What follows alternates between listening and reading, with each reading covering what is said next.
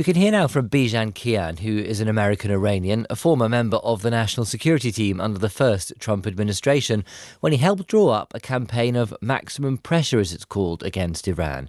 He also runs the Institute for Voices of Liberty, an Iranian opposition group. You know, as I think about the claim of economic D-Day, I'm worried about the people. I'm worried about the claim being made and the rhetoric. And of course, we've had some successes in weakening regimes, but highly centralized, highly brutal regimes don't fall because you put pressure on their people. You cannot starve the people and get a government that doesn't care about the welfare and well-being of its own people to bend, to crack, or to fall. So you think these new set of sanctions then could be broad enough, could be deep enough to have real economic impact in a country that has already been hit hard by decades of sanctions? It will if the people of Iran use this opportunity to go on strikes. If the key industries go on strike, as it's been called by the people, Iranians are saying to their industry, to especially oil industry, go on a strike.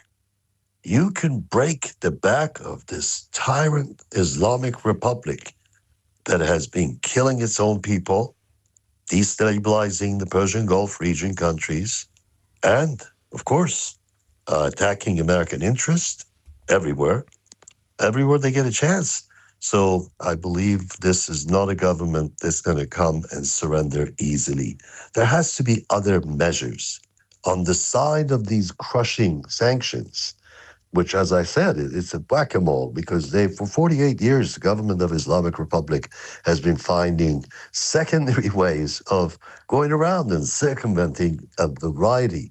They use the neighboring countries, Tajikistan, Uzbekistan, Turkmenistan, even Pakistan, and even Afghanistan to divert money to themselves. And they've stashed away money in various institutions.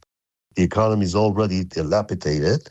You know, a 6% shrinking in GDP is expected, a 70% inflation, devaluation of their currency. And if this is serious, it would cause, as it has in Cuba, in Venezuela, in Iraq, as it caused serious weakening of the economy. So I think it's a great opportunity for the people of Iran to push the industries and say, look, the writing is on the wall. This regime will not last. The old tyrant is dead and the new tyrant is deadly. But it does depend, though, in part on what other countries are doing. And the US Treasury Secretary Scott Bessent said that Donald Trump was having phone calls with various world leaders to try to persuade them to isolate Iran financially and economically. Do you think those other countries will then heed those calls from Donald Trump, the likes of China, of the United Arab Emirates, of Turkey, of others? You know, I think United Arab Emirates is going to have to face internal protests if they become friendly to Islamic Republic. Now, about China, I don't think China will bend so easily. Well, China buys most of Iran's exported oil, so if China doesn't bend, that's the problem for America, isn't it? 90% of it. And let's not forget that there's an economic chain reaction that takes place with energy.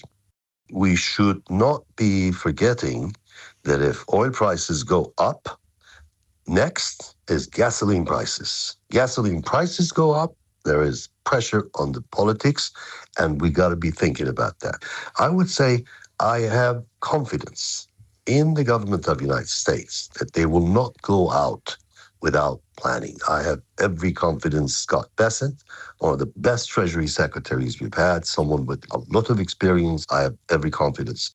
Is the American action really about trying to bring about fundamental change in Iran, or is it really about trying to reopen the Strait of Hormuz and bring down the price of a gallon of petrol in America before the midterms? You know, it would be myopic to think that, we're going to open the Strait of Hormuz now, and then what guarantee do we have that the Islamic Republic will not close it 2 days before the U.S. elections?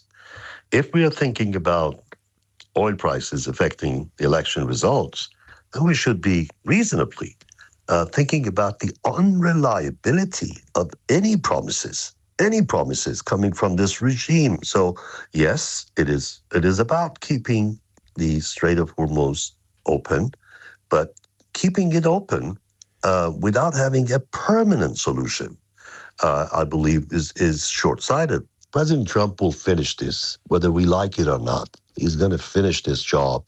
I'm just worried about the people. I cannot sit here comfortably and say, yeah, let's bomb the daylight out of the people of Iran in the hope that will bring down the tyrant that doesn't care about their lives at all.